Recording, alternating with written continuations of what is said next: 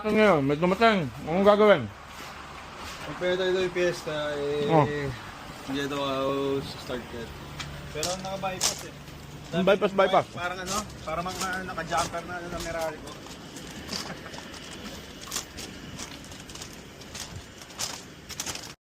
Bago tayong pasyente. Galing pinandar nila sir ng ano to. Tinap lang to. Mandar. Delikado to. Ano pa kaya? Di na. Scan mo. Walang check engine.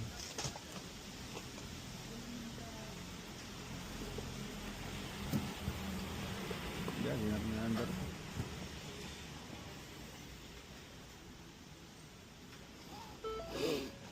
Alam to. Engine service. Walang start.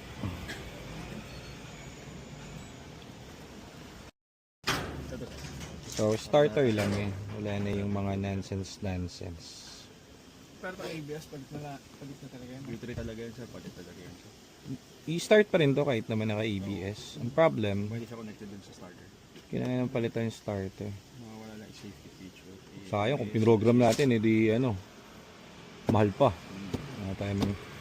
Ayun lang, starter lang. Palit lang po yung starter yan. Oo.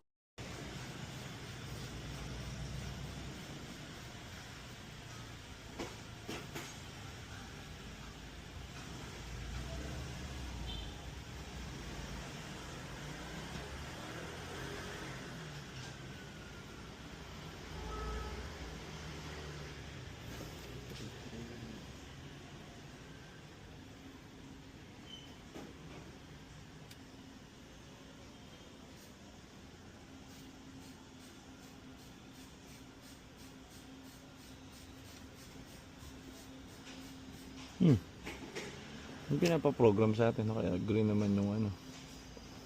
Ayo, 3. Patay ang isang bus. Starter pala to sir eh.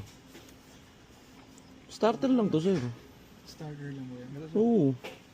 Yung program na sinasabi niya, kapag ito nakapula, yung TCM. Kaso wala naman DTC code eh. Hinantay ko magpuli. So walang sense yung ano, yung palit nyo ng sensor sa ilalim. Oo. Starter ka lang. Ano? Hard stocking sir. Di dahil... Ang ginawa, ang binaypas yung pinagdikit yung fuse doon para umistart, tapos gagas mo rito para tumulo yung gasolina. O di aandar, binaypas mo yung ano, yung starter sir. Parang ganun. Pero starter performance yan.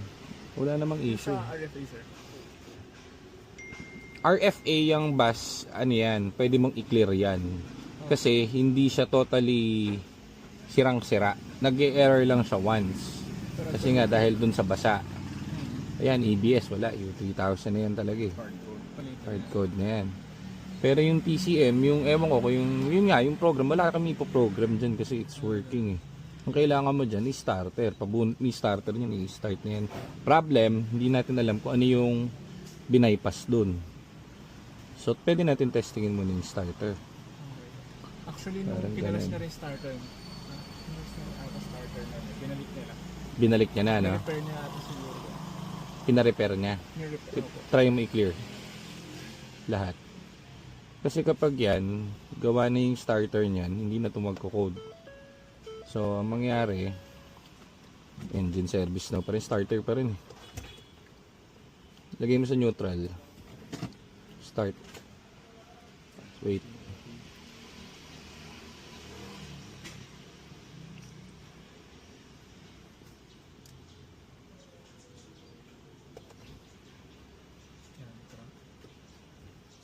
Ayun, no? Okay. Ano mo ulit? Scan mo ulit. So, pag lumabas pa rin yung PCM dyan, di, ano? Tapos meron sa atin dumating Fiesta ni sir.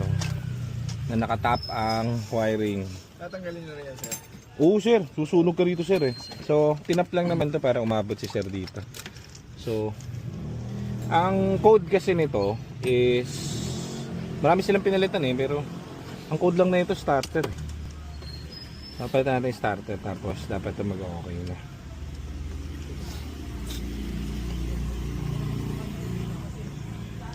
Dilinis lang sir yung ano, starter. Cleaning lang.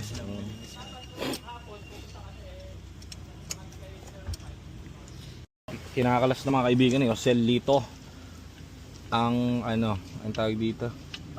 Starter. Natawa kay sir kanina magdating. Pag inop ko to, hindi na to andar ha.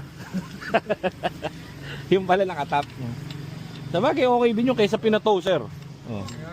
Laking tipid dun ha. Oh. Layo namin eh. Sige sa makay sir. Congressional. Congressional. Marami itong gumagawa ah. Marami doon. Brand new yung ano, t-shirt. Nagpalit kayo ng t-shirt. No? Nag-recall siya eh. Na-recall. Nag-recall siya. So very good. Buti nga may libre. Pesos lang napalitan. Oo, yung mga nauna dati, kasi tapos na ako sa warranty dati. Tapos eh, parang feeling ano ako. Sabi ko feeling ano ako malungkot ah. Kasi yung iba inaano. Iba pinapalitan ako hindi. E di minessage ko sa in-email ko yung head office. Nag-reply naman. Daling ko raw sa kainta. O di nila ako sa kainta. O di pinalitan nila. Madali ka usap. So props kay Ford ah. Na.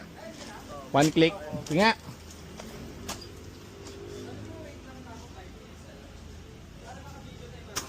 Yun. Ayos. O di starter lang. Ayos na sir. Ayan yung kwento ng pesta ni sir. Okay naman kasi umabot sila rito. Okay din yung mechanic na gumawa. Kaso lang, hindi siya pwedeng rekta. Starter lang ang problem. Okay? So ayan. Goods na running. Walang problem. Okay na si sir. Thank you sir ah. Salamat.